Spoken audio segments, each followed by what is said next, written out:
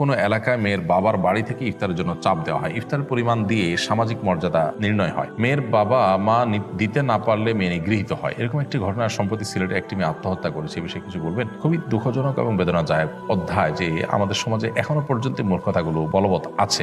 একটি মেয়েকে তার বাবা মা অনেক কষ্ট করে মানুষ করে দেয়, বড় করে দেয়, শিক্ষিত করে দেয়, তাকে স্বাস্থ্যবান করে দেয়, সুস্থ সবল করে দেয়। এই মেয়েটাকে, আস্ত মেয়েটাকে তুলে এনে ছেলের বাবা মা তাদের সংসারে এনে তার সমস্ত সুফলটা তারা ভোগ করে, অর্থাৎ মেয়েটাকে বড় করার যে সুফল, তার সুফলটা সব ভোগ করে স্বামী এবং স্বামীর বাবা মা। তো এরকম পরিস্থিতিতে মেয়ের বাবা মার প্রতি কৃতজ্ঞতা আদায় করা উচিত তাদের। সেটা না করে তারা মেয়েটাকে বড় করে তুলে দিয়ে দিল, পয়সা খরচ করে, পরিশ্রম করে, জীবনের সমস্ত কিছু ব্যয় করে মেয়েটাকে মানুষ করে তাদের হাতে তুলে দিয়ে দিল, চিরকালের জন্য একরকম ফ্রি দিয়ে দিল।